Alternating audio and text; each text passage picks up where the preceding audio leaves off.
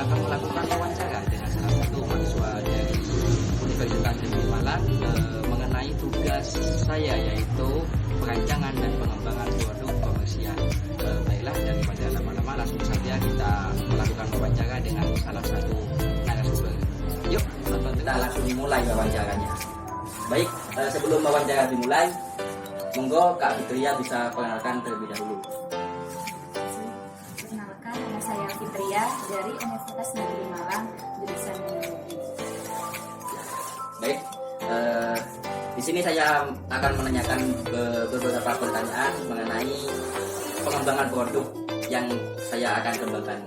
Untuk yang pertama, boleh tahu kakak di kuliah di Malang itu ngekos atau ngontrak atau gimana? Saya di Malang, selama ini ngekos.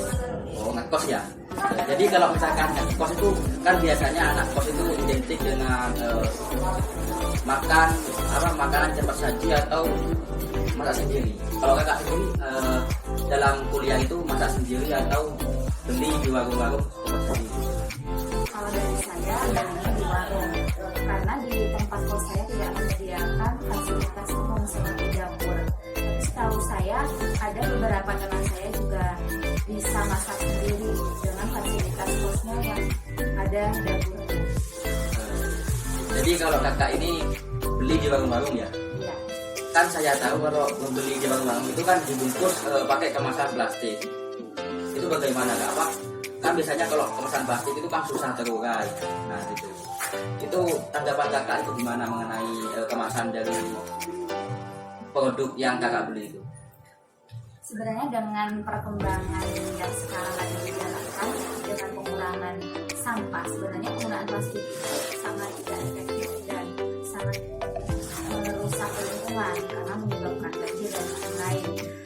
Menurut saya itu tidak efektif. Perlu ada pengembangan lanjutan bagaimana caranya bisa merubah bahan dari plastik itu menjadi bahan yang ramah lingkungan. Dan itu yang mengenai makanan berat lah intinya.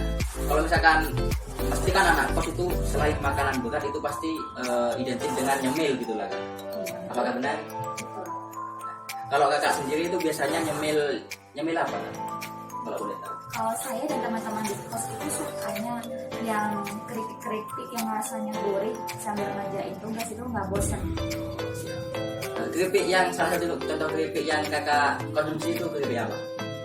Ada keripik pisang yang buah-buahan itu selain buat nyemil itu sehat.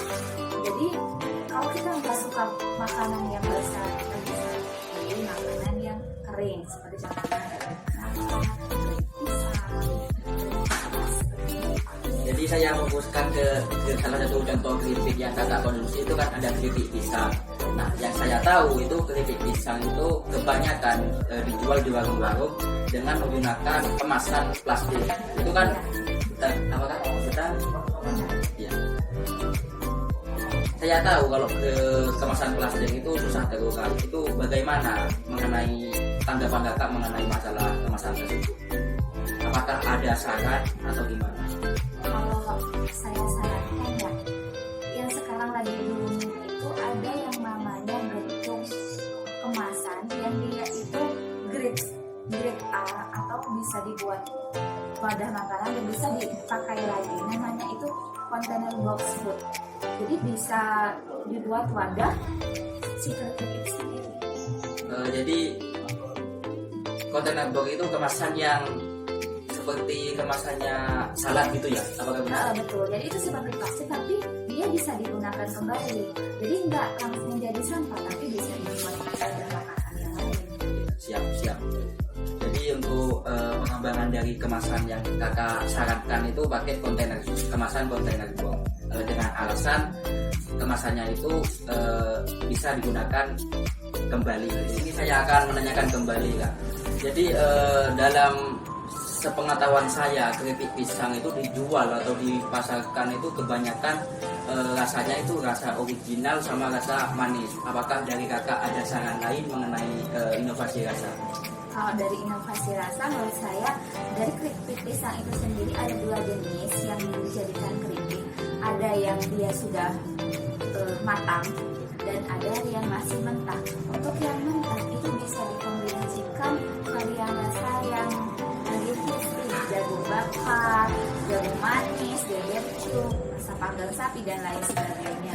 Untuk yang manis-manis ini biasanya kan dari aroma si pisangnya itu sendiri kan udah manis nih, bisa ditambahin yang karamel atau apa yang unik seperti itu, jadi bisa menarik pembeli untuk membeli.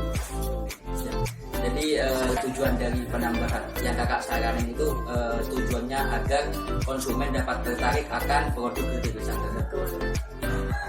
Selain inovasi rasa itu kak, kan kebanyakan lagi ada yang keripik pisang itu ada labelnya sedikit, terus ada yang tanpa label. Itu saran dari kakak itu gimana mengenai label? Kan masih banyak nggak ada label yang lengkap gitu. Jadi kak gimana? Sebenarnya kalau industri rumahan yang skalanya kecil itu biasanya nggak pakai label, dan itu juga nggak tercantum ini kadaluarsanya kapan, tanggal produksinya kapan, dan kita jadi khawatir ini masih layak dikonsumsi atau tidak. Tapi dengan adanya label dan juga masa konsumsinya itu tertera di situ, jadi konsumen itu nggak ketakutan lagi, nggak khawatir lagi ini produk benar-benar aman dikonsumsi atau tidak. Baik kak. Jadi penggunaan label di sini sangat perlu ya. Baik. Terima kasih buat Kak Fitria yang sudah memberikan saran-sarannya mengenai pengembangan produk yang saya akan kembangkan nanti. Terima kasih atas waktunya. Semoga saran-saran dari kakak tadi bisa bermanfaat lah intinya dengan produk yang nantinya saya kembangkan itu agar dapat lebih menarik perhatian menarik minat dari konsumen itu sendiri. Selain menarik tapi juga sehat dan jamin. Baik kak, sekian wawancara yang saya lakukan di sini. Terima kasih. Wassalamualaikum warahmatullahi wabarakatuh. Setelah melakukan wawancara, alangkah baiknya kita harus tahu dulu proses pembuatan keripik pisang itu sendiri. Yuk tonton videonya. Keripik pisang merupakan makanan yang terbuat dari pisang yang diiris tipis kemudian digoreng dengan menggunakan tepung yang telah dibumbui. Untuk proses pengolahan pisang itu sendiri, untuk yang pertama siapkan buah pisang, kemudian kupas, dan setelah itu pisang diiris-iris menggunakan alat seperti yang ada pada video. Setelah itu pisang digoreng hingga matang, kemudian ditiriskan dengan menggunakan alat bantu seperti panci dan lain-lain.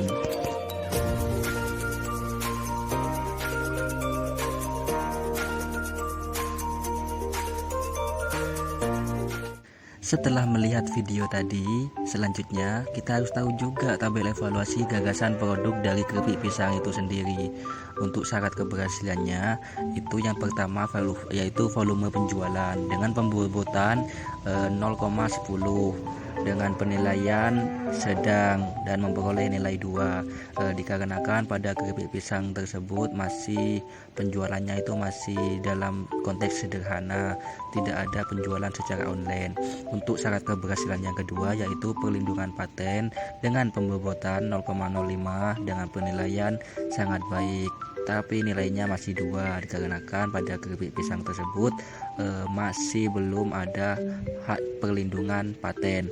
Untuk syarat keberhasilan yang ketiga yaitu persaingan dengan pembobotan 0,20 dengan penilaian baik dan memperoleh nilai 6 dikarenakan pada keripik pisang tersebut untuk saingannya itu masih banyak, sehingga perlu adanya inovasi agar kita itu tidak kalah saing pada produknya.